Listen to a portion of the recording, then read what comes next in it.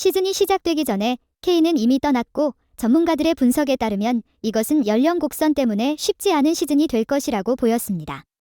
그럼에도 불구하고 손흥민은 다시 한번 그의 재능만으로 모든 차별과 편견을 극복했고 그의 인상적인 세계급 퍼포먼스는 영국의 전문가들이 예외적으로 반응하게 만들었습니다. 사람들은 손흥민이 다시 한번 어떻게 9골 차를 극복해서 황금 신발을 획득할 수 있는지 주목하고 있다. 어젯밤에 아스날과 토트넘 간의 북런던 더비에서의 경기 후 반응이 만연하다. 토트넘의 관점에서 보면 최근 아스날과의 경기에서 한 점만을 얻은 것조차도 승리로 자리 잡았다. 토트넘이 좋은 컨디션에서 아스날에 대항, 특히 아스날의 강력한 압박과 다른 스타일의 플레이 앞에서 최초에는 조금 당황스러워 보였지만 손흥민 중심으로 빠르게 집중력을 회복했다. 그리고 결국 그는 2골을 기록하여 진한 감동을 안겼다. 일부 토트넘 팬들은 손흥민에게 부담을 줄이고 더 좋게 관리하며 대체자로 다른 선수들을 선택하면 그는 해트릭을 시연한 것일 것이라고 느꼈다. 왜냐하면 그는 최고의 골 득점 형태를 보였기 때문이다. 영국의 미디어인 더 애슬레틱 및 포트블 런던은 오늘 경기에서의 2골로 손흥민이 큰 도약을 했다고 평가했다. 통계 사이트 후스코어드.com은 손흥민에게 두 팀 중에서 가장 높은 점수인 8점을 부여했다. 그는 슈팅의 정확도가 100%, 성공적인 패스 비율은 93%, 2번의 기회 창출 등을 보였다. 그는 또한 3번의 슈팅에서 2골을 기록하고 아스날의 수비진에 계속 압박을 가하며 공을 되찾기 위해 노력한 덕분에 꾸준한 칭찬을 받았습니다. 양면에서 모두 우수한 실적을 내며 공격과 수비 역시 뛰어난 경기를 보여주었다. 손흥민은 또한 M1H에서 처음으로 토트넘의 플레이어로서 아스날에게 많은 골을 득점한 선수였다. 더불어 최근에 득점한 손흥민은 프리미어리그 득점 순위에서 2번째로 위치하며 6경기 만에 5골을 기록하여 골든도 신발 경쟁을 다시 열었다.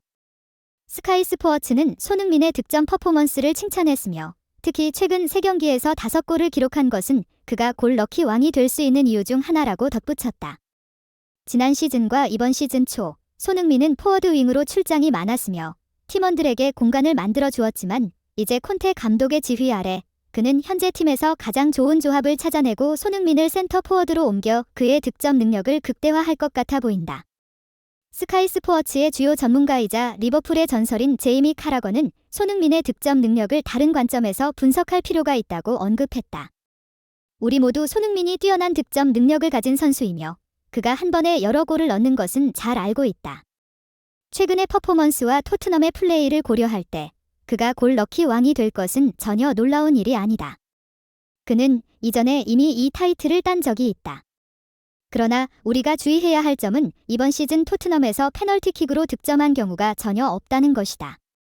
토트넘이 페널티를 받지 못한 것은 주심의 판정에서의 불운이지만 38경기가 이뤄지는 긴 시즌 도중에는 확실히 기회가 올 것이고 그때는 손흥민의 득점 가능성이 더욱 증가할 것이다.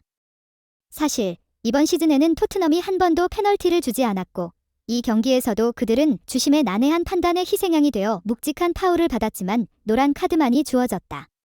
스퍼즈 플레이의 해설가들은 이 경기의 주심을 각 시즌의 가장 나쁜 주심 중 한 명으로 평가했으며 그것은 아스날에 집중한 경향이 과하다고 느꼈다.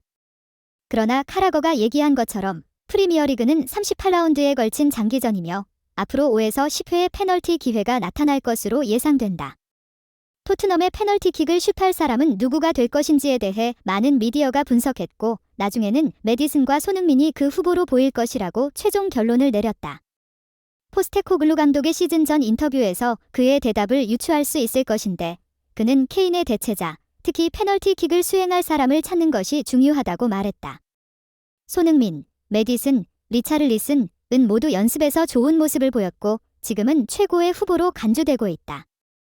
비수마도 후보 중 하나이며 그는 500번의 페널티킥에서 495골을 달성했지만 비수마가 페널티킥을 해야 할 필요가 없기를 바라며 감독은 인터뷰에서 농담했다. 대부분의 미디어는 감독인 포스테코글루의 세심한 인터뷰 태도를 기반으로 손흥민, 메디슨, 리차를리송이 페널티킥을 슛하는 사람으로 선택될 가능성이 높다고 분석했고 그렇다면 이것이 손흥민의 득점왕 경쟁에 크게 보탬이 될 것이라는 것이다. 경기 후 BBC 스포츠는 손흥민이 아스날과의 경기에서 이전의 퍼포먼스와는 다른 모습을 보였다고 평가하면서 토트넘이 해리 케인이 떠난 후 더 좋아지고 있음을 보여줬다고 평가했으며 이는 포스테코글루 감독의 전략 덕분이며 손흥민이 여러 포지션에서 출장하게 되더라도 대부분의 역할을 놀랍도록 잘 수행했다. 토트넘이 이러한 상황을 통해 이번 시즌 전체가 완전히 변화했다는 것을 알 수 있다. 지난 시즌에는 대체로 수비를 깊게 유지하고 손흥민과 케인이라는 두 명의 선수의 공격력에 의존하며 오래되고 시대에 뒤떨어진 전략에 몰두했지만 이제는 아스날과의 대결에서도 자신만의 놀이를 하고 있고 팀장인 손흥민의 지도 아래 선수들은 아스날의 선수들과의 모든 경쟁에서 완벽한 자신감을 보여주었다. 이는 지난 시즌과는 완전히 다른 토트넘이며 새로운 리더십 아래에서의 변화를 보여준다.